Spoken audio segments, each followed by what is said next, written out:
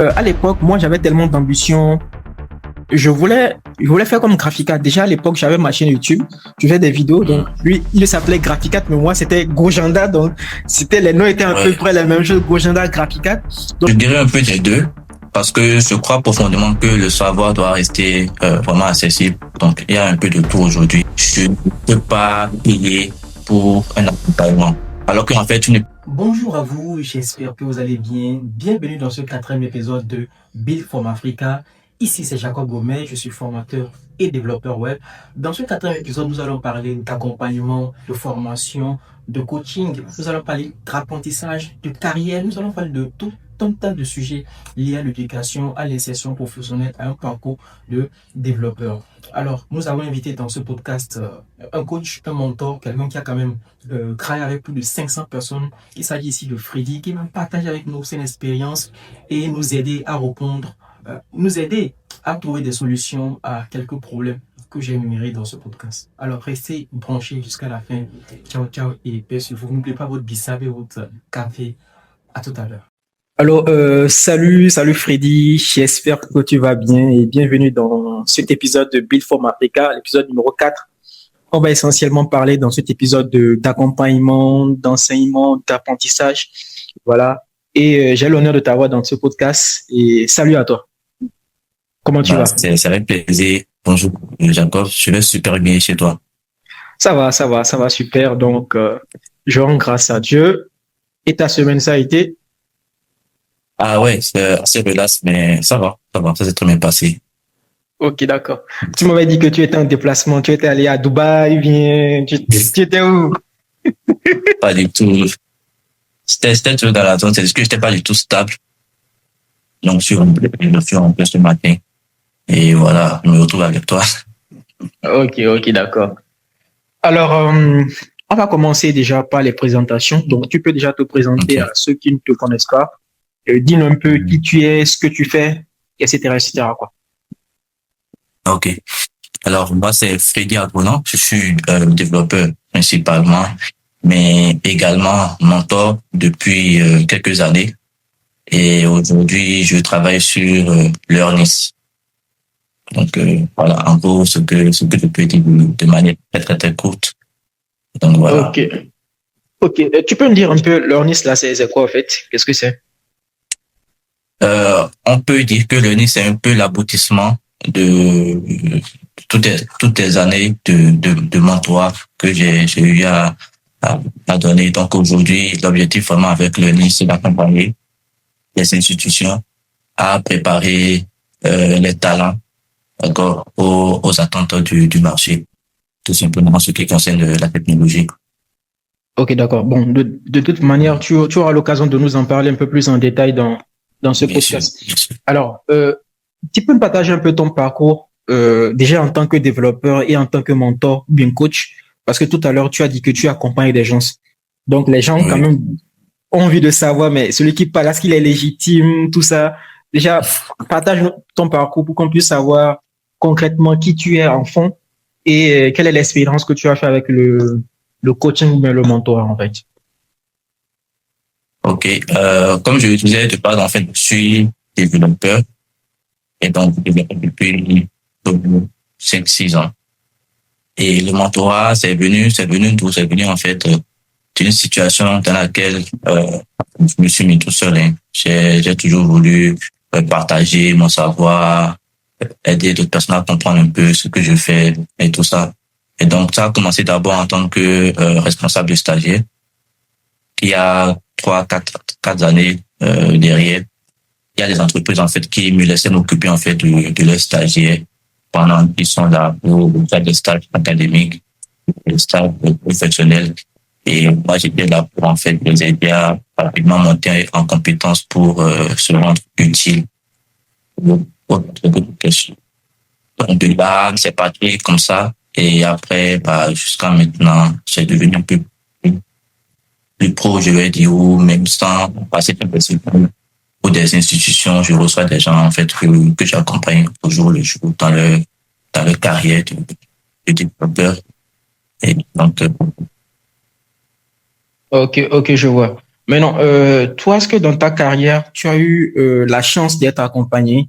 C'est-à-dire, ce que tu proposes aujourd'hui, est-ce que toi, tu as eu la chance d'avoir cela au début, quand tu commençais, ou bien, euh, voilà, tu n'as pas eu cette opportunité-là? Si oui, tu nous partages un peu aussi comment ça a été. Oui, bien sûr, j'ai eu l'opportunité d'avoir un mentor et c'est d'ailleurs l'une de ma motivation lorsque j'ai commencé le mentorat. C'était vraiment de pouvoir faire en sorte que ce que j'ai reçu d'une autre personne, que je puisse aussi le transmettre. Donc, c'était aussi cette envie-là qui m'a poussé un peu vers le mentorat. À mes débuts dans le développement, j'étais vraiment intéressé par tout ce qui est création d'applications et tout ça. Mais concrètement, comment ça se passait dans le milieu professionnel, je n'en avais vraiment aucune idée. Je savais pas comment me construire un portfolio. Je suivais juste des tutoriels, des cours ici et là. Et donc, rencontrer, en fait, mon mentor m'a permis, en fait, de définir, en fait, une roadmap claire. Savoir, OK, je suis à un point A, je dois passer par B pour atteindre C. Et de là, je dois passer par D pour atteindre E. Et durant les presque, je dirais, deux années où on a travaillé ensemble, c'est vraiment quelqu'un qui m'a orienté de son mieux, malgré sa disponibilité. Et donc, j'ai eu droit à, en fait, des conseils, des projets. Il m'a apporté de réels projets sur lesquels travailler pour me confronter un peu à la réalité du monde des développeurs, le milieu professionnel, comment ça marche. J'ai eu ce genre de retour-là de sa part et durant presque 2 ans. Ah, c'est ça qui m'a aidé, en fait, à savoir que, OK, aujourd'hui, je suis peut-être et autres. J'ai besoin peut-être de me spécialiser faire telle chose. Et comment construire en fait un plan de carrière, il m'a aussi aidé à avoir un peu cette vision globale de ma carrière au lieu de juste que bah voilà, je m'intéresse à un truc et je fais ça juste au jour le jour et puis je vois ce que ça va donner. Ok, c'est vraiment intéressant ce que tu dis.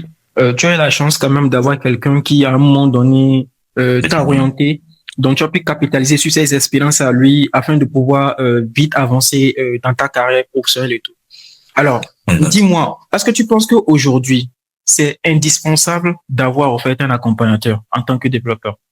Ou bien c'est pas obligatoire? De ton point de vue, toi, en tant que, pour avoir été suivi et pour suivre des gens, je suis que tu as été côtoyé, tu as été confronté à pas mal de situations. Avec cette Oui. expérience que tu as aujourd'hui, qu'est-ce que tu peux nous dire concrètement? Est-ce que c'est aujourd'hui important, primordial, d'avoir en fait un accompagnateur, d'avoir un mentor, quelqu'un pour te suivre, ou c'est pas forcément obligatoire? Moi, je pense que pour on en est, c'est vraiment important d'avoir un mentor. Parce que là, on est à une ère où les choses évoluent hyper rapidement. Euh, Tu n'as pas forcément une vue globale de la chose. Peut-être si tu débutes aujourd'hui, tu n'as pas l'expérience de quelqu'un qui a déjà fait 10 ans, 5 ans, 7 ans dans le domaine pour faire les choix qu'il faut.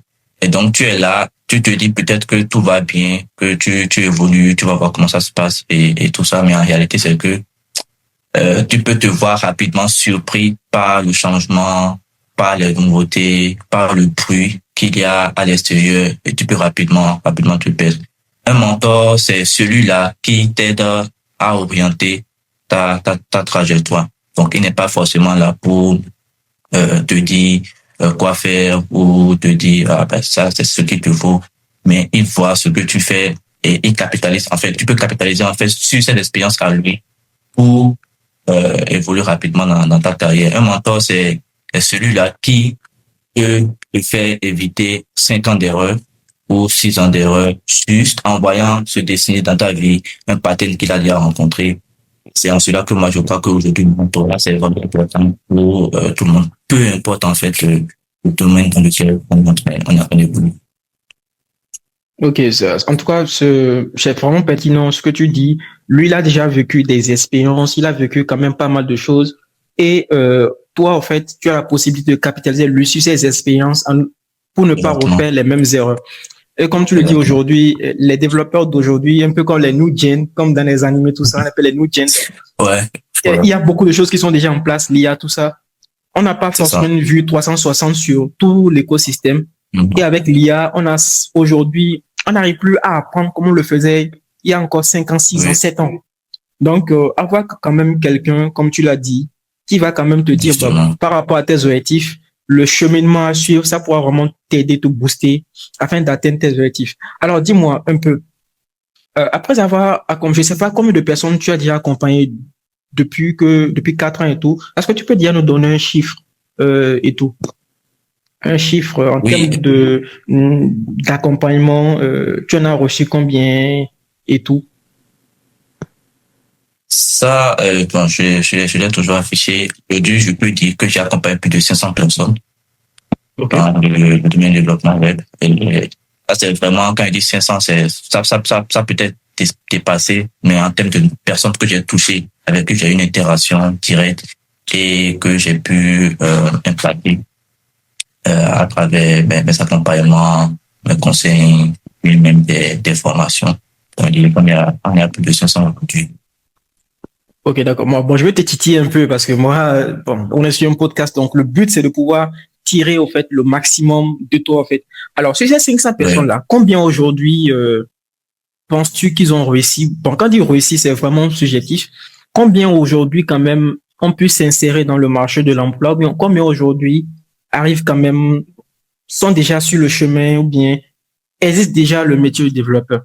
Est-ce que parmi les 500 personnes, tu es avec que des développeurs ou bien des personnes en reconversion ou bien des étudiants? Déjà, si tu peux aussi faire la part des choses, ça sera un peu intéressant. Ok. Déjà, j'ai rencontré tout type de profil. Il y avait des personnes qui étaient dans un autre domaine. J'ai eu des pères de famille qui fait de l'agro et qui avaient des leur entreprise dans le domaine de l'agro et tout ça et qui ont voulu se convertir et donc faire le développement. Il y a des personnes qui ont fait la santé. J'ai des personnes qui ont fait l'économie. J'ai eu à trois des juristes et autres. Mais également, j'ai pu rencontrer des étudiants en informatique, entre autres. Et donc, quand je dis 500 aujourd'hui, c'est plus dans un mélange de formation et mentorat, parce que moi, je fais la différence entre les deux. Un formateur, c'est quelqu'un qui va juste t'apprendre quelque chose, une notion, un concept qu'il comprend et que toi, tu ne comprends pas encore. Un mentor, ça va beaucoup plus loin que ça. Ce n'est pas de la formation, c'est plus de l'accompagnement. C'est quelqu'un qui va être là et qui sait à peu près euh, tout de ta vie, je vais dire, donc sur le plan personnel, que tu traverses, il va pouvoir te guider, t'écouter, profiter ta parole. Donc, moi, je différencie un peu le mentorat de la formation, parce que le mentorat est beaucoup plus personnalisé, humain, alors que la formation, c'est vraiment pour un ensemble et tu n'as aucun lien avec les personnes que tu ne fais pas forcément. Et donc, si je dois parler des gens que j'ai réellement mentorés, je dirais qu'on est en dessous de 50 pour des personnes dont je connais réellement la vie et que je sais que, ah, ok, telle personne, je sais d'où il est venu, je sais ce qu'il traverse, c'est de quelle famille il vient et tout ça. Et donc, en termes d'impact, aujourd'hui, sur ces environ 50 personnes que j'ai pu mentorer, je dirais que la plupart ont pu tirer leur épingle du jeu. C'est-à-dire qu'il y en a aujourd'hui qui sont développeurs. Il y en a que j'ai même inséré grâce à mon réseau. J'ai pu leur trouver des contrats grâce à mon réseau. Et tout ça, il y en a qui sont très épanouis aujourd'hui en tant que développeurs et me le rappellent tout le temps. Également, il y en a qui ont fait une autre conversion. Et ça, c'est intéressant parce que lorsqu'on est en train de faire du mentorat, tu ne forces pas forcément la personne à continuer dans ce qu'il est en train de faire. Tu lui dis, bon, ok, toi, avec ce que je vois que tu es beaucoup intéressé par telle chose. Essayons d'explorer les pistes pour voir si tu es à l'aise, si tu es épanoui dans ce que tu es en train de faire ou pas. Et donc, à partir de cette conseil-là, j'ai eu des mentorés aussi qui ont encore changé complètement de domaine. Il y en a qui sont entrepreneurs aujourd'hui dans autre chose que la technologie et qui s'en sortent hyper bien. Et ça, c'est vraiment ce qui fait aujourd'hui ma fierté. Ouais, je comprends. Ça peut que faire ta fierté parce que de savoir que les personnes que tu as suivies, les personnes avec qui tu es resté, les personnes avec qui tu as Oui, partagé quand même pas mal de choses, aujourd'hui quand même arrivent à tirer l'épingle du jeu. C'est vraiment une joie. Alors dis-moi, quelles sont les leçons que tu as apprises, les leçons pour toi-même après avoir en fait accompagné toutes ces personnes? Si tu peux me donner juste trois, quatre leçons, les leçons que tu as apprises de toutes ces expériences-là humaine, professionnelle, en tout cas, tu peux partager ça avec nous. Ça serait intéressant. Moi, ce que je retiens de ces années de formation et de mentorat, c'est la première chose, et ça m'a toujours surpris jusqu'à maintenant, c'est que ce qui est évident pour toi ou bien pour moi ne l'est pas forcément pour une tierce. Je m'explique. Parce que tu as de l'expérience dans le développement web, entre autres. C'est naturel pour toi, en fait, de voir une situation et de rapidement envisager la suite, de rapidement savoir, OK, ça va se terminer comme ça et autres. Et donc, lorsque tu te retrouves dans une discussion avec, je sais pas, un middle ou bien un débutant, tu ne prends pas rapidement le temps de savoir que cette personne a, OK, il faut que je m'adapte à son niveau et autres. Tu te dis, bon, il doit réfléchir comme je réfléchis en fait. Donc, ce qui est évident pour toi ne l'est pas forcément pour les personnes que tu suis ou bien que tu accompagnes. Et ça peut être n'importe qui, un étudiant et même tes partenaires, collègues et collaborateurs. Deuxième chose, et ça a vraiment changé ma manière de faire les choses, de faire du mentorat, entre autres. C'est de placer l'humain vraiment au centre de tout, que ce soit de l'apprentissage, des relations ou autres. C'est vraiment d'accorder de l'importance à l'humain plutôt que à tout ce qu'on peut appeler méthode, tout ce qu'on peut appeler travail ou autre. Parce que je me rappelle ce qui a vraiment le déclic qu'il y a eu dans ma manière d'enseigner qui fait aujourd'hui que je suis vraiment recommandé au niveau du mentorat, c'est que au-delà des formations que je donne à tout le monde, je suis en fait transformer cela, et ça, on va en parler plus tard de l'apprentissage personnalisé.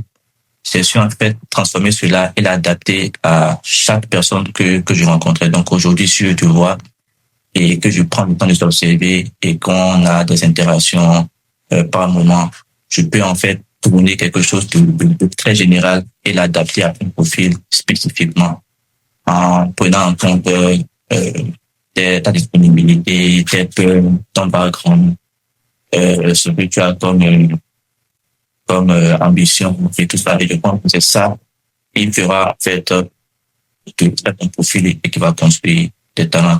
Ouais. Je n'ai pas pris les leçons. Maintenant, c'est quelque chose là qui ressort beaucoup pour moi, placer l'humain au centre de tout. Et ce qui est évident pour moi ne l'est pas pour l'autre forcément. Donc, Ok, déjà, merci déjà pour ce que tu as partagé, c'est vraiment intéressant. Là, on comprend l'essence même du mot mentorat parce que on se rend compte que le mentorat est différent de la formation, comme tu l'as dit. La formation, c'est adressé à du grand public, alors que le mentorat, quant à lui, voilà, il est beaucoup plus humain, beaucoup plus personnalisé. Donc, on va au contact de l'autre et étant à son contact, quelles sont les méthodes, stratégies à mettre en place pour que ce dernier puisse tout simplement arriver au résultat à laquelle il attend. Alors, ça me pose à poser une question, en fait. La question, c'est celle-ci. Alors, quelles sont les erreurs? C'est-à-dire, les erreurs que tu penses que les gens font aujourd'hui et qui les empêchent de vraiment évoluer dans leur carrière. C'est-à-dire, quand tu regardes des jeunes développeurs, même des développeurs comme nous, par exemple, bien, des personnes quand même, quelles sont les erreurs qu'ils font? OK? Parce que ça va permettre aussi à ceux qui nous suivent de savoir que peut-être qu'ils sont dans tel cas et tout, de quitter, au fait, ce truc-là, quoi. Alors, quelles sont les erreurs que toi tu vois que la plupart des gens font aujourd'hui qui les empêchent d'être qui ils sont? C'est-à-dire de véritables développeurs, surtout à cette ère d'IA, tout ça. La première erreur pour moi, c'est l'environnement. C'est-à-dire qu'on ne sait pas à quel moment il faut dire stop et ne pas rester dans un environnement qui nous restreint. Je vais prendre l'exemple des communautés, et ça, je le dis tout. Les communautés au Bénin, je ne vois pas encore de communauté tech au Bénin qui prend en compte vraiment ce côté de la chose où il peut valoriser aussi. Faut être vraiment kind, gentil, chaleureux envers l'autre. Faut pas vraiment rabaisser le profil dans cette communauté. J'ai fait l'expérience des communautés et d'un point de vue plus bas. Je rencontre que dans l'espace francophone, on n'a pas encore cette mentalité où on pousse les autres à donner le meilleur d'eux-mêmes. Je prends un exemple tout simple. Si j'ai un profil par exemple John, qui vient de débuter dans la programmation, dans une communauté anglophone par exemple, ou dans laquelle j'étais, le Discord, entre autres.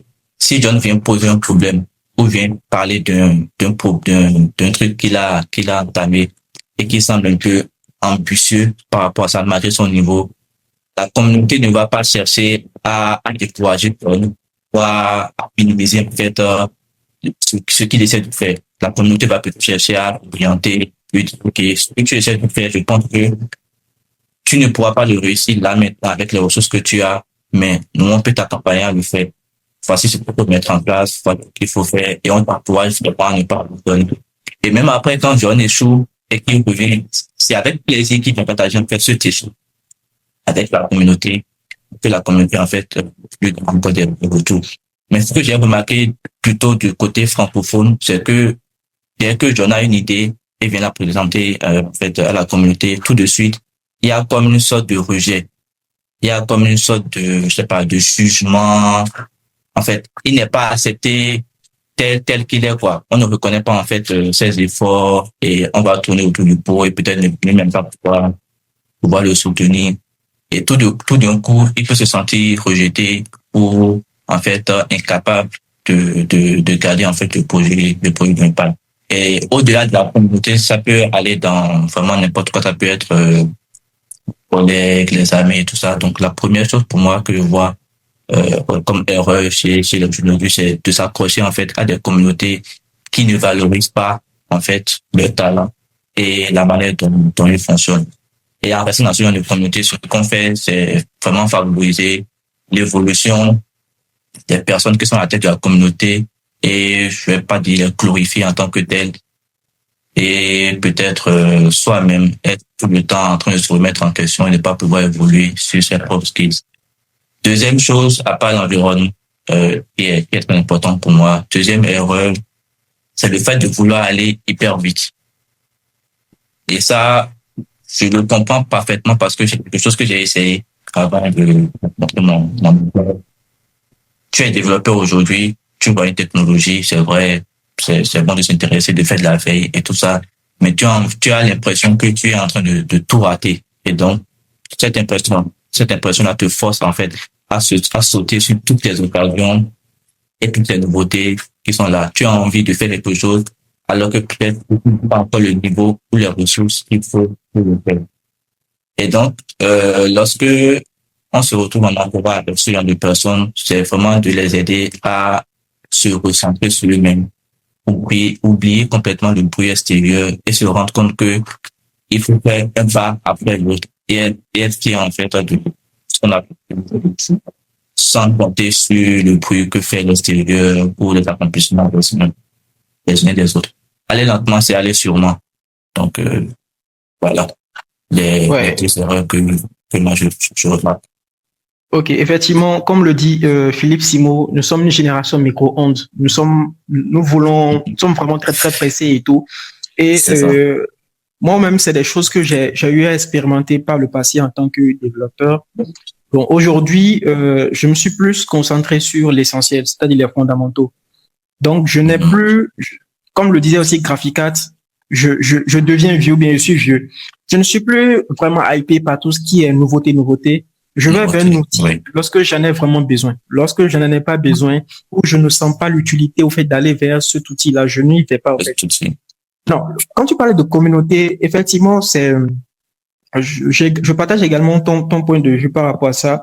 Malheureusement, dans les communautés tech francophones, on n'a pas en fait ce truc. Je pense qu'un jour, lors du club, dans l'événement du club des devs, j'en ai parlé brièvement. Les communautés, en fait, ne nous permettent pas de vraiment nous grandir. Parce que on dit souvent qu'un développeur seul est un développeur en danger. Parce que tu peux pas être seul en tant que développeur et pouvoir t'en sortir parce que tu as besoin des autres, de l'expérience des autres. Comme tu l'as dit tout à l'heure, tu as besoin de suivre des formations, d'être avec un mentor. Tu as besoin d'être dans un écosystème. Et c'est tout ça qui te fera grandir, au fait. Maintenant, lorsque tu es seul, tu vas penser que tu es fort, mais quand tu quittes cet environnement-là, tu vas te rendre compte que tu es pas du tout bon. Maintenant, les communautés, les webinaires, tout ça là, ce sont des lieux de rencontre entre développeurs. Maintenant, une communauté, elle est là pour pouvoir, en fait, t'orienter dans un sens. Elle est là pour pouvoir t'accompagner. Elle est là pour pouvoir t'aider à grandir.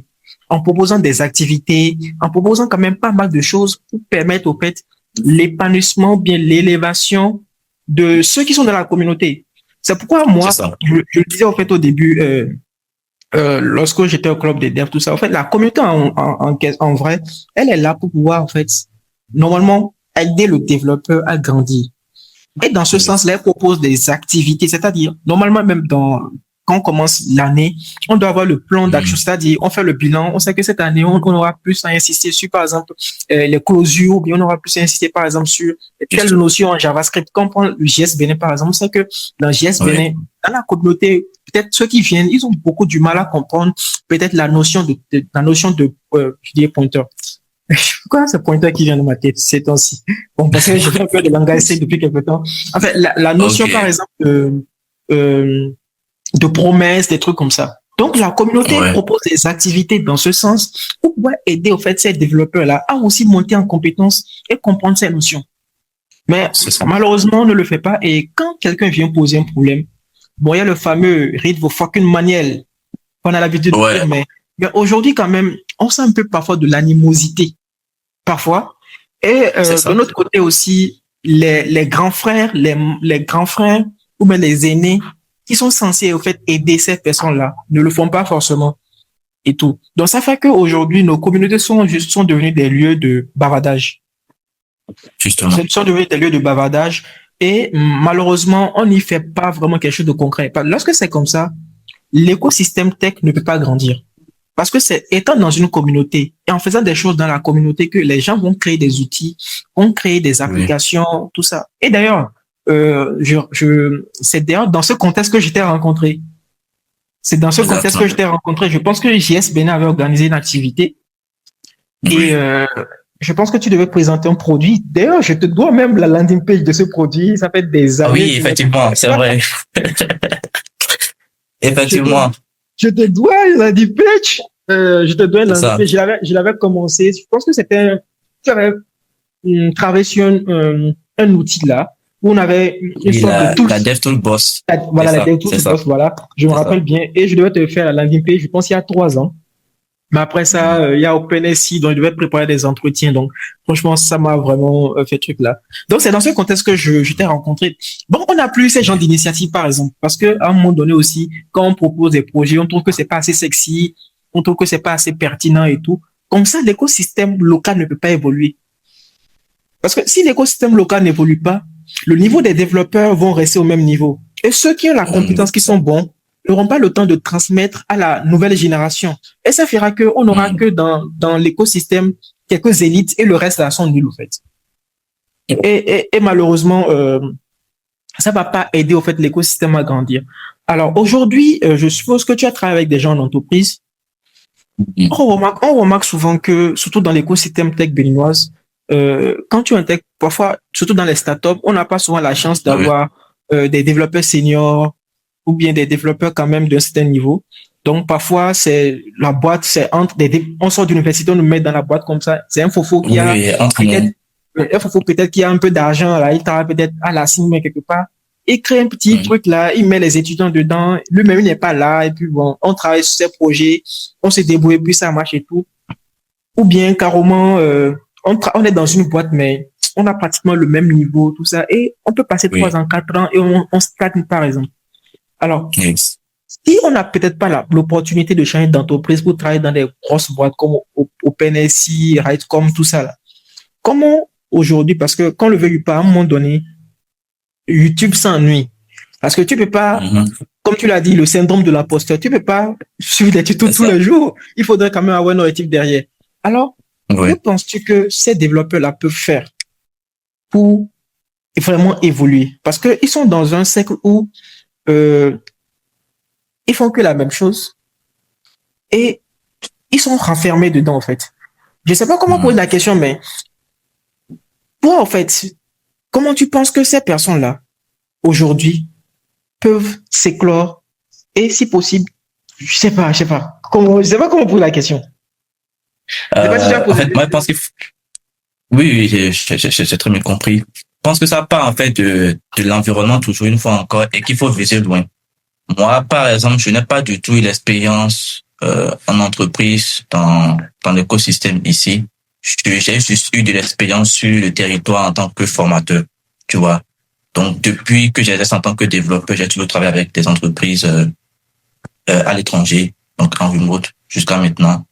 Donc, je n'ai pas vraiment une vue claire de comment ça se passe ici lorsque tu es développeur dans une entreprise, qui est-ce qui t'accompagne et autres. Par contre, ailleurs, j'ai vu ce qui se passe et je me suis habitué en fait à ce système-là depuis lors.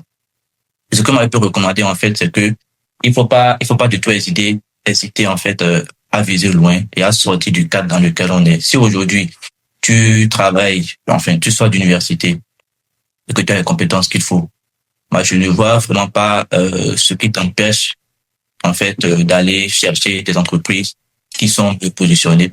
On sait pas, par exemple, que si tu sors d'université tout de suite là, c'est pas sûr que OpenSea va te prendre. C'est pas sûr que des entreprises comme OpenSea va te prendre parce qu'ils cherchent peut-être quelqu'un de plus à l'aise, qui a déjà eu des projets et tout ça, et même peut-être des postes de lead ou autre, je sais pas.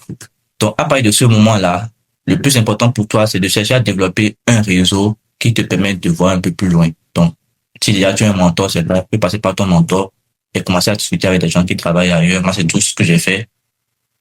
J'ai toujours été en contact avec des personnes qui travaillent dans des entreprises en mode start-up, aux USA, Royaume-Uni, Suède et autres.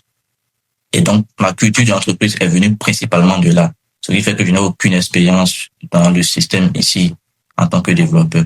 Donc ça, il faut que ça parte de là, en fait. Si tu n'as pas une communauté qui t'élève, comme on le dit, il faut que toi-même tu puisses construire un réseau qui te permette, en fait, de dénicher des opportunités qui vont te permettre d'apprendre. Aujourd'hui, et les gens pensent toujours que, on n'est pas préparé, en fait, pour être ouvert à l'international, alors que c'est faux. En fait, moi, j'ai eu des personnes que j'ai accompagnées, même des profils hyper juniors, et lorsqu'ils se retrouvent dans un environnement étranger, la seule différence, en fait, c'est la culture. C'est-à-dire comment est-ce qu'ils ont grandi, la langue et tout ça. Mais sinon, dans la manière de travailler, on se rend compte, en fait, que nos gars sont plus dynamiques que la plupart des gens. C'est-à-dire qu'ils ont envie d'apprendre, et quand tu les mets dans les conditions qu'il faut pour ça, ils vont donner le meilleur d'eux-mêmes. Donc, il faut pas se porter sur des préjugés ou ce qu'on lit, ce qu'on entend pour se dire que, je ne mérite pas tel, ou bien je peux pas faire tel, c'est déjà trop comme ambition. Il faut vraiment le viser et, se donner des moyens d'y accéder. Donc, voilà. Ok, ça m'a rappelé un peu mon parcours, mon expérience et tout. Je vais peut-être rapidement le partager. Moi, en fait, quand je suis sorti d'université, c'est déjà que moi, en fait, la chance que j'avais quand j'étais déjà à l'université, c'est que j'avais quelqu'un qui était devant moi. Donc, lui me partageait un peu ce qu'il vivait en entreprise, les bons côtés, les mauvais côtés, les technologies que j'utilisais. Donc, du coup, déjà en première année, je faisais ce que lui faisait en deuxième année. Quand il était en troisième année, il faisait ce qu'il faisait en deuxième année, et ainsi de suite. Deuxième année, ainsi de suite. Donc, quand il était en entreprise, donc, moi, les technologies qu'il utilisait, donc, j'ai commencé à les utiliser également. Du coup, quand j'ai fini la troisième année, j'avais déjà un certain niveau. Okay? Pour moi, en fait, je pouvais déjà travailler en entreprise. Donc, mais c'était en 2020, je crois. Et quand j'ai commencé mon stage et tout, je me suis rendu compte que, l'entreprise, en fait, c'était un start-up. On n'était que des jeunes développeurs et tout.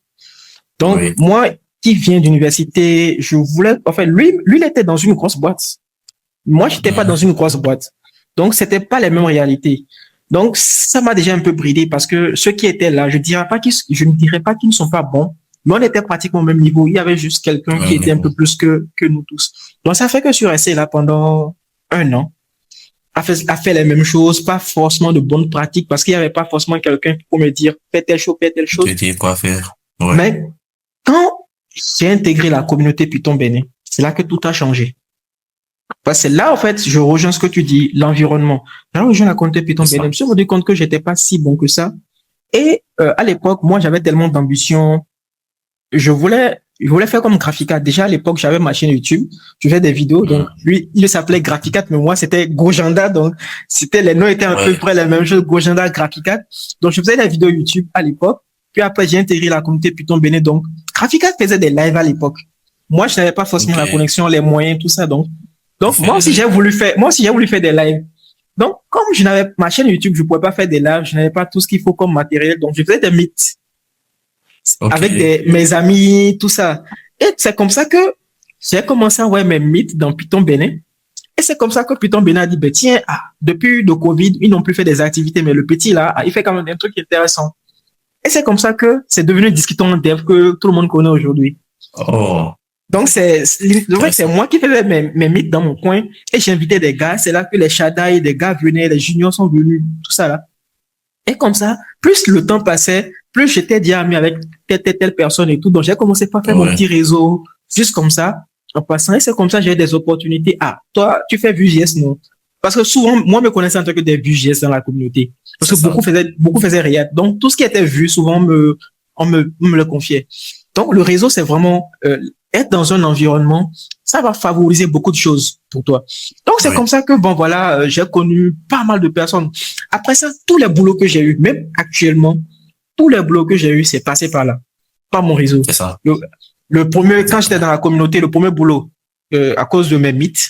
Le deuxième boulot, mais ça j'ai échoué, je n'ai même pas travaillé ça sur TikTok la dernière fois.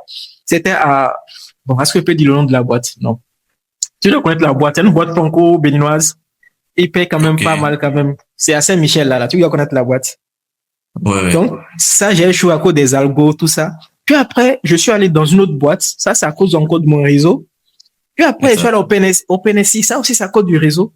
Et maintenant, la dernière boîte là où je suis maintenant en remote, c'est aussi mon réseau. C'est un Ah, foufou ça ton réseau. que j'avais invité dans un mix. C'est lui qui m'a recommandé là. Et c'est là, je me suis rendu compte que je n'avais peut-être pas confiance en moi parce que j'étais dans un Ouais. environnement local. Mais quand j'ai commencé à travailler avec les Blancs et que j'avais tout à ma disposition, c'est là que je me suis rendu compte qu'en fait, j'étais pas si faible que ça. C'est ça. J'étais pas si faible que ça, en fait. Et aujourd'hui, franchement, je suis fier de ce que j'accomplis dans la boîte. En fait, en un an, j'ai l'impression que j'ai 4 ans, enfin, j'ai l'impression que ça fait 4 ans que je travaille avec eux, en fait. Que travailler. Tellement, bon, je peux aussi dire que c'est toutes les expériences que j'ai eu à faire par le Oui, passé qui m'ont permis, au fait, de capitaliser et de pouvoir donner le rendu que j'ai justement, aujourd'hui dans ces justement. boîtes-là. Donc, c'est pour rejoindre un peu ce que tu as dit. L'environnement, c'est vraiment important. Et ne pas hésiter à se mettre avec les autres. Quand on se met avec les autres, on a, au fait, la facilité de créer des liens. Et quand on crée des liens, Oui, c'est déjà un réseau. Un réseau aujourd'hui peut devenir Internet demain. Parce que c'est ça. Internet, c'est un ensemble de petits réseaux d'ordinateurs interconnectés Oui, qui font Internet. Alors, Internet. alors, alors, c'était juste ma petite pierre par rapport à ce que tu as dit. Alors, j'aimerais que tu nous parles Merci. maintenant de tes accompagnements de façon précise. Alors, tes accompagnements sont payants ou gratuits? Je dirais un peu des deux, parce que je crois profondément que le savoir doit rester vraiment accessible. Donc, il y a un peu de tout aujourd'hui. Donc, que ce soit pour des conseils, des orientations, ou bien même des petites formations, des séances de code ou autre, ça, franchement, je l'offre gratuitement. Mais quand il s'agit, en fait, d'un accompagnement personnalisé qui demande du temps, de la planification, puisque lorsque c'est un accompagnement personnalisé, là, il faut en fait que je sois au courant à peu près de tout à propos de toi pour savoir comment est-ce qu'on peut s'organiser, qu'est-ce qu'on peut faire, à quel moment, à quelle période. Ça devient en fait comme un autre type de relation. Et à ce moment-là, en fait, ça peut devenir payant. Et donc, c'est juste pour montrer ton engagement. Et voilà. Donc, Ok, ça d'accord. se passe. Ok, d'accord. Alors, quelle est ta vision bien, quelle est ta perception du gratuit aujourd'hui? Tout en sachant que dans l'écosystème africain, les gens n'aiment pas dépenser pour tout ce qui est investissement sur soi-même. Alors, je sais pas, quelle est ta vision du mot gratuit aujourd'hui? Est-ce que tu es tombé sur ces personnes-là qui ont eu envie de vraiment se faire suivre, mais n'avaient peut-être pas les moyens, ou bien qui ont dit que bon, voilà, je préfère aller sur ChatGPT, avoir mon mentor spécialisé sur ChatGPT et tout. Alors, je sais pas si tu comprends un peu la question. Oui, oui, je vois très bien ce que tu dis. Et oui, c'est pas faux. C'est plus une question de mentalité. Je vais dire, est-ce que les gens sont prêts à investir ce qu'il faut pour diminuer d'abord l'état d'esprit? Parce que le mentorat, ça part d'abord sur l'état d'esprit. On veut savoir comment est-ce que tu réfléchis, comment est-ce que tu vois les choses et est-ce qu'on peut aller aussi loin que possible avec toi. Donc oui, je suis tombé sur des profils comme ça qui n'avaient pas forcément les moyens de se prendre en accompagnement et tout ça. Mais dans ces cas-là, moi, ça ne me dérange. Comme je le dis, en fait, je pense que toujours le savoir doit rester accessible. Et dans la mesure du possible, selon ma disponibilité, je n'hésite vraiment pas à aider ce genre de personnes-là et à évoluer avec eux gratuitement, même si c'est sur une courte période et autres. Le plus important, en fait, c'est de voir plus tard la transformation de la personne. Mais je peux dire, oui, les gens ont encore vraiment est-ce que je vais appeler ça complexe? Cette manière de voir les choses, parce que, bon, aujourd'hui, avec les ressources qui existent, je ne peux pas payer pour un accompagnement. Alors qu'en fait, tu ne payes pas en fait pour des ressources, tu payes pour un accompagnement structuré. C'est vrai, on sait qu'il y a des ressources. Des ressources, il y en a des milliers, des millions sur Internet. Et ça, on en est tous conscients. Est-ce qu'il y a un moment de te retrouver avec ces ressources-là? Parce que dans l'accompagnement, c'est ce qui se passe. Quelqu'un va te dire, OK, il y a des millions de ressources, mais voici ce qu'il te faut. Voici l'ordre dans lequel il faut que tu évolues. Voici les blocages que tu peux éventuellement rencontrer et voici comment les surmonter. Donc, c'est peut-être ça aussi qu'il faut que les gens comprennent. Et je pense que une fois qu'ils rencontrent en fait la transformation et qu'ils voient en fait ce que ça apporte un accompagnement comme cela, les gens sont toujours prêts à payer ce qu'il faut pour ça. Ouais, surtout le côté humain, parce que qu'on le veuille ou pas, c'est vrai qu'on peut discuter avec ChatGPT qui peut nous proposer un plan et tout, mais ChatGPT n'a peut-être pas accès à toutes ces contraintes, genre, c'est-à-dire à un certain nombre d'éléments qu'un humain peut comprendre et tout. Et mieux, c'est que lorsque tu te confies à quelqu'un, c'est que quelqu'un d'expérimenté, lui, avec son parcours, il saura concrètement, en fonction de l'écosystème tech béninoise peut-être, ou bien ça dépendra en tout cas de plusieurs paramètres. Il pourra te donner ce qu'il faut pour que tu puisses vraiment atteindre tes objectifs le plus rapidement possible. Alors, j'aimerais que tu nous parles aujourd'hui d'apprentissage. OK. Alors, aujourd'hui, la manière dont on apprenait il y a 10 ans est différente de la manière dont on apprend aujourd'hui. Aujourd'hui, on a quand même pas mal de ressources pour apprendre, pas mal de ressources pour vraiment apprendre, pour être carrément même les meilleurs même de notre domaine. Mais on se rend compte que plus le temps passe, plus on devient de plus en plus bête, plus on devient de plus en plus abruti, on devient de plus en plus moins performant. Alors, comment tu peux expliquer ça? Déjà, toi, de ton point de vue en tant que accompagnateur, parce que je pense que tu as commencé en 2021 ou bien 2022. En 2020. 2020. Donc, 2020 encore, il n'y avait pas encore l'IA, je crois. Donc, l'IA est venue un peu plus en fin 2021.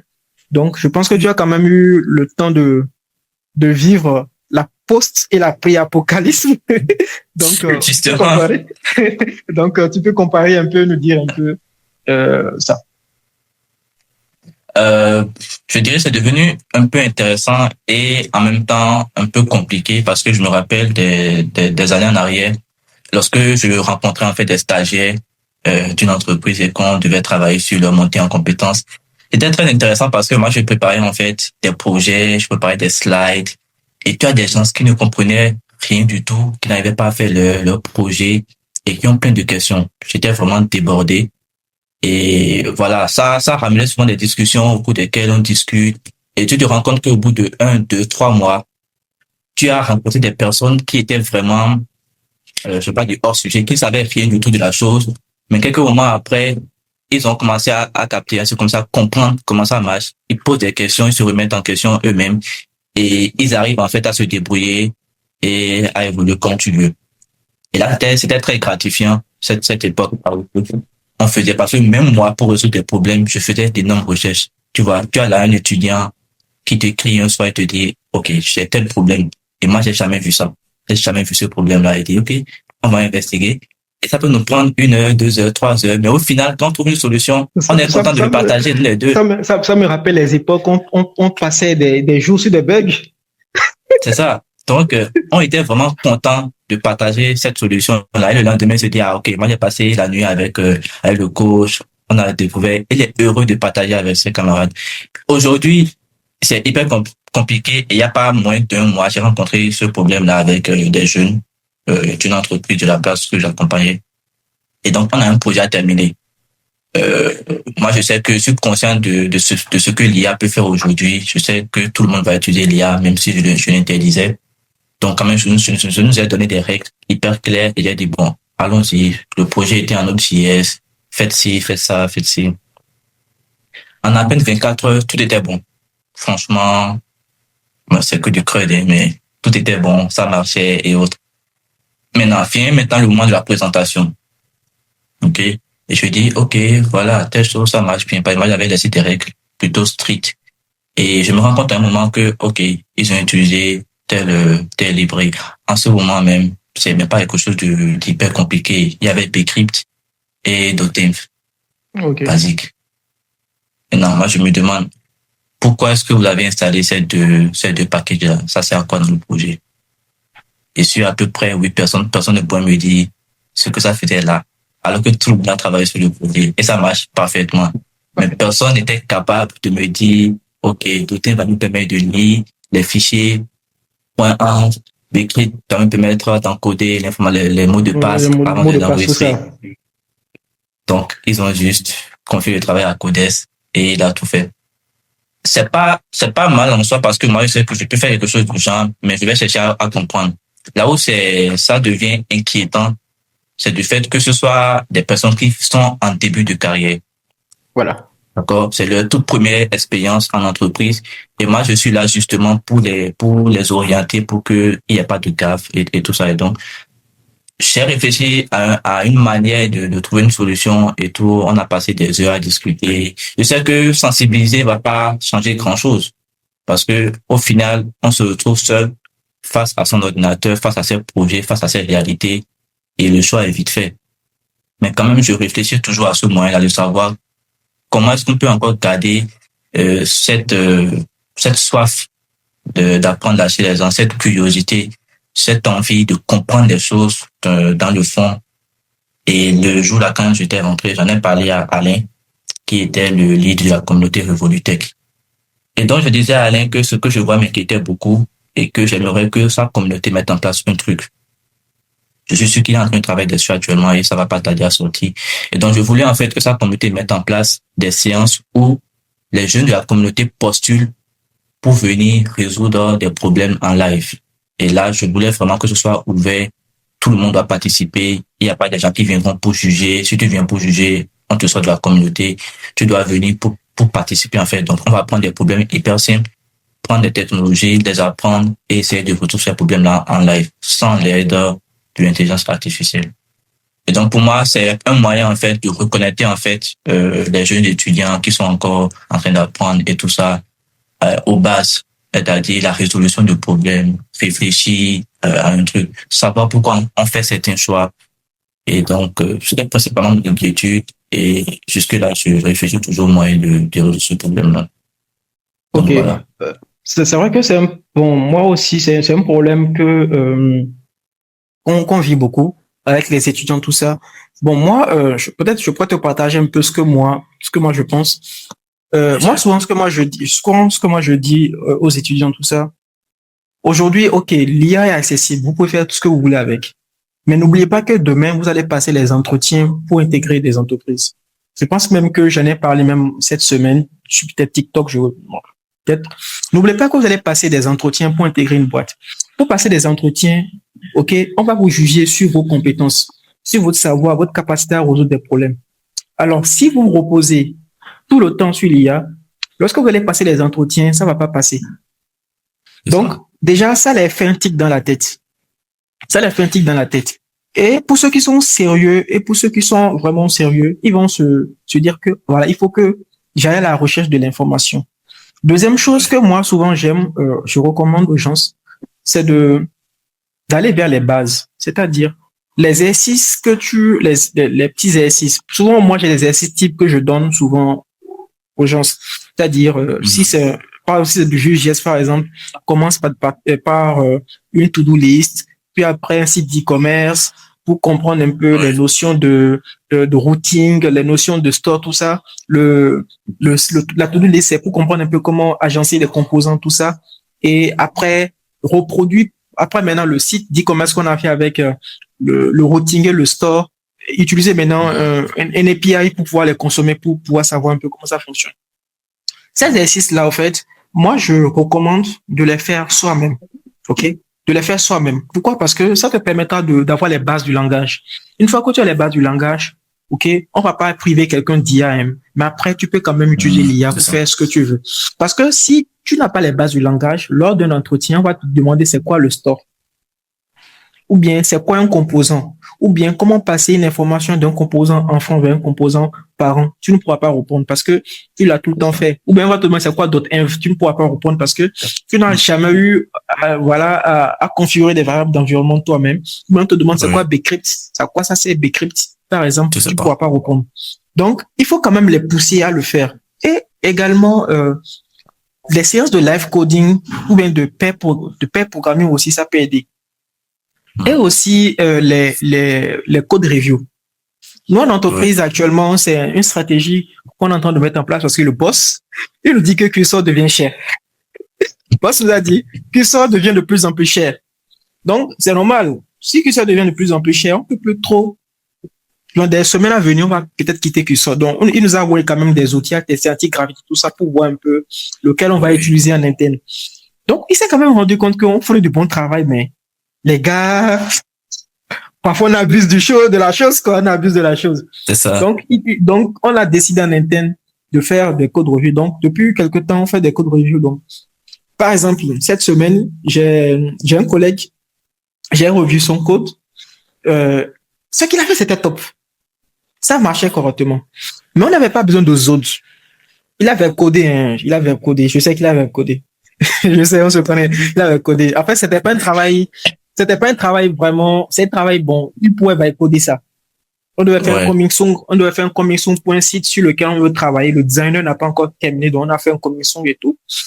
Et, comme le design, en fait, on utilise l'IA. Comme le designer n'a pas fait le coming soon, donc, on allait sur, je l'ai conseillé d'aller sur Lovable, de proposer un design et qu'on va mettre dans l'application. Maintenant, je m'attendais quand même à un peu de sérieux dans le travail. Mais non, il a codé le truc, c'était bon, c'était top. Maintenant, la première chose qui m'a marqué, c'est que sur le design, il y avait un problème. Puisque moi, je suis développeur front-end, j'avais dit de changer 2-3 éléments sur la page. Donc, lui, il m'a envoyé le lien généré par Lovable pour preview la page. Oui. Donc, je l'ai dit de faire des modifications. Donc, lui, il a écrit un prompt pour modifier les modifications que j'ai demandées. Alors que moi, quand j'ai pris la preview là, pour le montrer, je l'ai dit de changer. À un moment donné, c'est comme s'il ne comprenait pas forcément. Donc, moi, je suis allé dans la preview. J'ai fait inspecter. J'ai écrit mon code CSS classique et j'ai fait la modification. J'ai envoyé la capture. Tu vois un peu. J'ai envoyé la capture. Oui. Je lui ai dit, c'est ça que je veux que tu fasses, quoi. Et 1 minute après, il m'envoie aussi la même capture. Donc, tu as corrigé ça, il dit oui. Tu as écrit prompt, trouvé ça, il a dit oui. Et on a rigolé, Ouais. Toi, tu as prompt, trouvé ça. Moi, je suis dans l'inspecteur, j'ai modifié ça, il dit bon, laisse tomber. Donc, je suis allé j'ai revu son code. Et dans son code, il y avait Zod. Parce qu'on utilise React. Je sais pas si tu fais React maintenant. Moi, je fais un peu plus de React depuis quelques temps. Donc, il y a une librairie là qui permet de gérer les formulaires. C'est React Hook Form. Je pense que c'est le nom. Donc, React Hook Form vient avec, quand tu utilises Zod, ça vient avec un outil là. Comment ils appellent ça? Un interpréteur. Bon, j'oublie le nom. Ça vient de m'échapper. Un résolveur, un truc comme ça, qui permet de brancher, en fait, Zod à React Hook Form pour un meilleur typage, au fait. Okay. Donc, c'est pas Joy. Non, c'est pas Joy. C'est truc là. C'est Zod. Zod et puis Joy et Yop, c'est différent. Donc, lui, en fait, il a utilisé Zod pour pouvoir gérer juste un formulaire de newsletter, quoi. Moi, je l'ai dit au fait mais on n'a pas besoin de Zod là. Ok, React Hook Form, peut-être on peut l'utiliser, mais Zod, on n'en a pas besoin dans ce contexte. Et je lui ai demandé de retirer ça. J'aurais pu dire, bon, c'est un landing page, bon, il a produit ça marche, tout ça. Donc, on fait aujourd'hui des efforts de code review. Et ça nous permet quand même de nous rappeler des fondamentaux, de certaines choses. La fonction que tu as écrite là, tu aurais pu l'écrire différemment. On discute là, ça nous permet quand même de voir un peu. Donc, c'est des stratégies que nous, actuellement, on utilise en interne pour nous permettre quand même de comprendre les choses. Donc, voilà un peu, je sais pas si ça t'a inspiré et tout, donc Exact. voilà. Donc, Alors, quelques idées. Merci. Alors, aujourd'hui, selon toi, comment apprendre aujourd'hui? Une fois encore, je parle vraiment d'apprentissage personnalisé parce que l'IA, et c'est vraiment ce qu'on propose avec Learnis, mais à l'échelle, et c'est ce que l'IA apporte de plus aujourd'hui. Donc, pour moi, aujourd'hui, si tu veux apprendre quelque chose, il faut que tu insères l'IA, ta méthodologie, pour te dresser à peu près un parcours des projets sur lesquels tu dois travailler, et puis tu apprends en faisant, et en même temps, il te faut quelqu'un pour apporter un feedback. Et le feedback, là, parce qu'il faut savoir que l'IA, lui, il soit une sorte de, il a le savoir, il a le maître, il a le savoir, mais la personne ressource que tu vas chercher, là, peut être un mentor, un collègue, un accompagnateur, lui sera ton miroir. Donc, tu pourras voir à travers lui, et ce que tu as produit, est-ce que c'est bon, ça respecte les règles et tout ça, est-ce que je vais dans la bonne direction et tout ça. Donc, utiliser l'IA aujourd'hui comme base pour mettre en place un plan d'apprentissage, évoluer avec une méthodologie par projet, donc travailler sur des projets concrets, avoir des livrables, et enfin demander du feedback à un humain expérimenté pour t'aider à comprendre ce que tu as fait et comment est-ce que tu peux potentiellement atteindre la prochaine étape ou le prochain level dans ce que tu es en train d'apprendre. Donc voilà. Vraiment. Ok, vraiment intéressant. En fait, j'ai comme l'impression que on se rejoint sur pas mal de choses. Bon, les gens vont peut-être croire que bon, on s'est entendu sur ce qu'il faut dire, mais alors que c'est faux. On s'est pas vraiment, on s'est pas vraiment entendu. En fait, ça m'a rappelé au fait une méthode que moi que je connaissais depuis longtemps. C'est Teacher du Net qui l'a partagé un jour. Comment apprendre? Et il parlait de la méthode PAF. P-A-F. Passive Active Feedback. Donc, avec ce que tu as dit, j'ai comme l'impression que je me suis retrouvé dedans quand tu parles de feedback. Passif, c'est-à-dire, c'est comme le mécanicien. Quand le patron travaille là, il fait comme ça. Il regarde le patron. C'est comme le couturier, il regarde le patron. Il regarde, il observe. Il est passif. Il regarde, il observe. Il enregistre pas mal d'informations. Comme tu l'as dit, l'IA peut être la base, tout ça là. Où tu as un plan, tu essaies de suivre, tu essaies de te documenter pour apprendre. Maintenant, une fois que tu as été passif, maintenant, tu passes à l'action active, c'est-à-dire avec des projets concrets, comme tu l'as dit, pour monter en compétence, un to-do list, tout ça là, actif. Maintenant, feedback, maintenant là, tu montres ce projet à quelqu'un et cette personne te fait des retours. Et si le retour n'est pas bon, ça devient une boucle. C'est-à-dire passif, actif, feedback, boucle, jusqu'à ce que tu aies la compétence, tu maîtrises. Et il rajoutait également, Teacher du Net, que il y a en fait plusieurs niveaux d'apprentissage. Il y a la phase découvrir, il y a la phase être à l'aise. Souvent, la plupart d'entre nous, nous sommes souvent à la phase découvrir. Parce que découvrir l'outil. Et parce que ouais, il y a aussi le fait qu'on a le syndrome de l'imposteur. On reste dans la phase découvrir l'outil. On ne quitte jamais, on ne va jamais dans la phase être à l'aise avec l'outil. Et c'est vraiment, en tout cas, je sentais quand même qu'on était vraiment aligné par rapport au truc dont j'ai voulu te partager ces éléments-là. La phase de découvrir l'outil, c'est tout ce qui est getting started, tout ça. Là. Mais être à l'aise avec l'outil, c'est ce que tu fais chaque jour pour être davantage meilleur et performant avec l'outil que tu utilises. Tout simplement. Tout simplement. Alors, je vais te poser cette question. Alors, aujourd'hui, qu'on le veuille ou pas, c'est vrai que l'université est importante.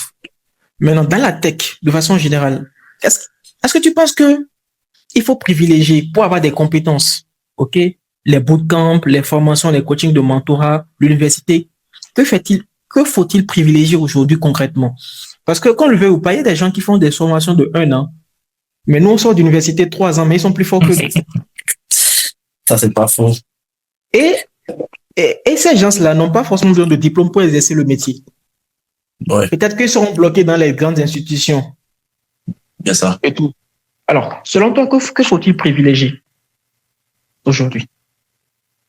Une fois encore, je passe sur mon expérience, mais moi, je pense que tout est une question encore d'environnement. On est dans un espace francophone où le diplôme est beaucoup valorisé. D'accord?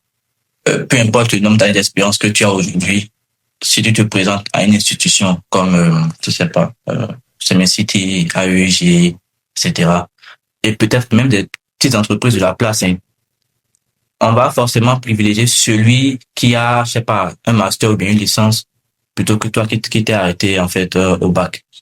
C'est pas que on veut être méchant, mais c'est l'environnement et c'est le système dans lequel on fonctionne qui a établi ces règles-là et on essaie de fonctionner avec. Mais dans le fond, il faut que ce soit un travail beaucoup plus personnel dans le sens où tu te dis, ok, bah moi je vais à l'université, mais c'est juste que pour le diplôme parce que je sais que voilà, je vais pas apprendre grand chose. Et dans des écoles, normalement il y a des filières qui doivent plus exister ou bien qui doivent être complètement refaites. Mais je sais pas si ils s'en rendent compte, mais rien n'a changé depuis des années, quoi. Et tu as des centaines de personnes qui vont tous s'inscrire dans ces trucs-là et terminer et se retrouver chez eux.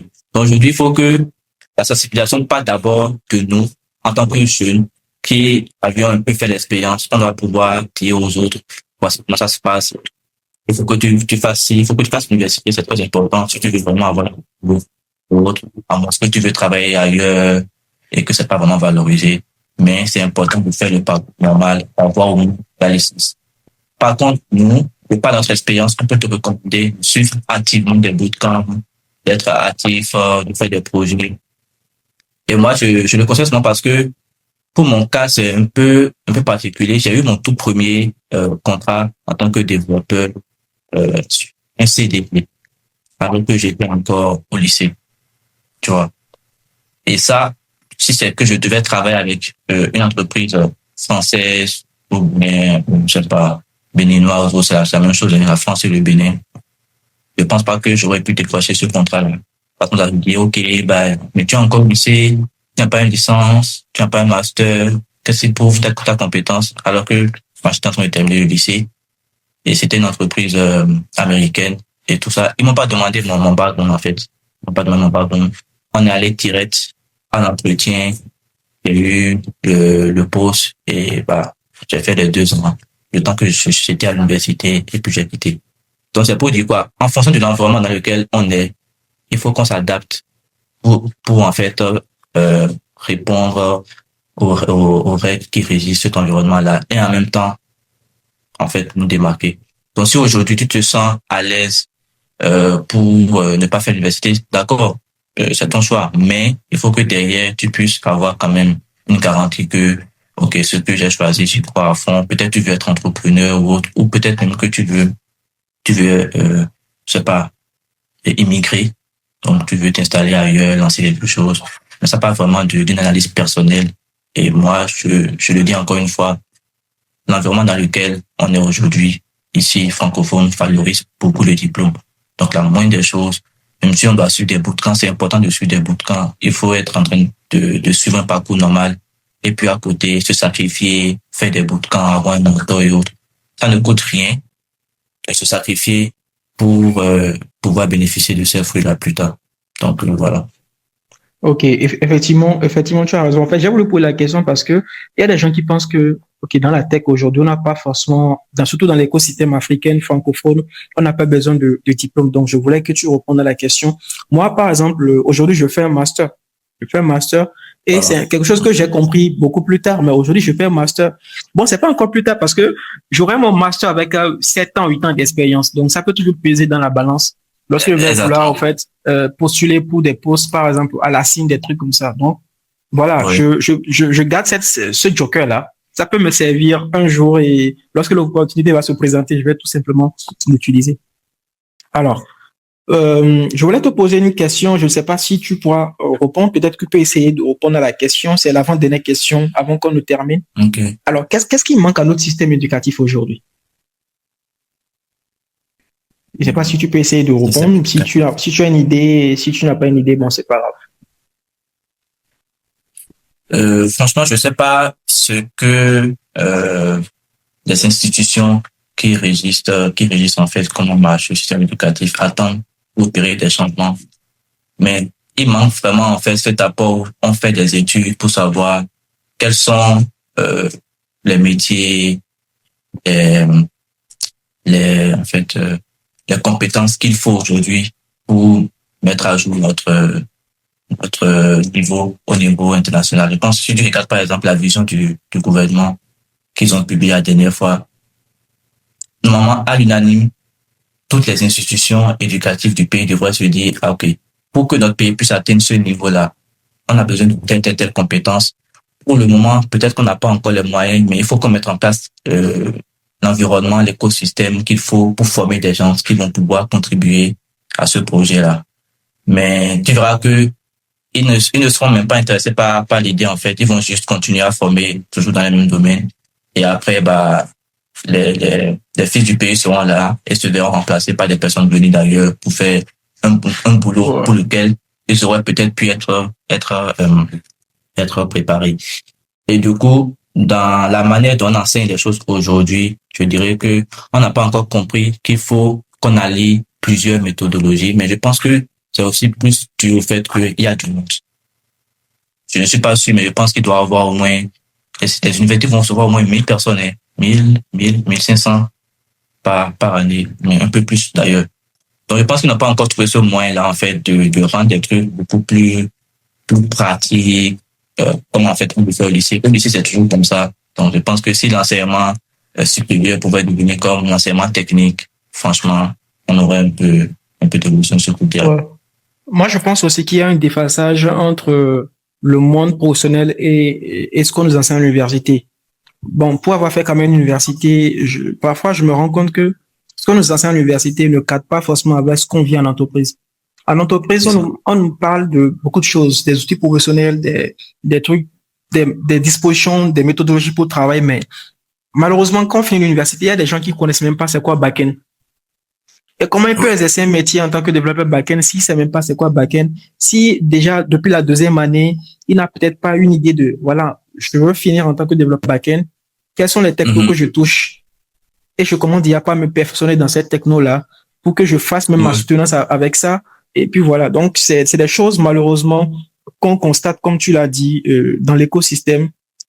Il y a un déphasage et on nous enseigne des choses, mais on vit autre chose. Maintenant, si tu n'es pas malin, que tu as eu la chance d'avoir peut-être des mentors, bien quelqu'un qui t'a un peu fait ce truc-là, tu finis l'université, tu te retrouves à faire des stages, à gauche, à droite, 3 stages, à gauche, à droite, avant maintenant de savoir un peu le métier là, en quoi ça consiste. Et malheureusement, on perd du temps. Alors, on va s'en arrêter là pour aujourd'hui. Je ne sais pas si tu as un message à adresser à toutes ces personnes, tous ces jeunes, tous ces étudiants, toutes ces personnes-là, un mot de fin et rapidement à toutes ces personnes qui ont suivi ce podcast. Moi, je dirais vraiment que c'est le moment d'arrêter de courir, surtout par rapport aux jeunes qui sont en train de démarrer, qui viennent peut-être juste de démarrer l'université. C'est le moment de vraiment arrêter de courir, d'éteindre le bruit extérieur, de se focaliser sur aujourd'hui construire des compétences d'abord qui vont servir et construire un réseau qui pourra leur être utile plus tard. Donc, il ne sert à rien de vraiment se précipiter. Il faut être sûr aujourd'hui qu'on a en fait les bonnes personnes dans son entourage pour nous aider à grandir. Il faut être sûr qu'on est en train d'acquérir des compétences qui nous font d'abord plaisir et qui vont contribuer plus tard à quelque chose de plus noble. Et après, voilà, se focaliser dessus et ne pas hésiter à demander de l'aide. Ok. Merci d'avoir accepté l'invitation. J'étais invité vraiment à 3 jours et tout. Donc, malgré ton emploi de temps chargé, tu n'as pas hésité à te rendre disponible et tout.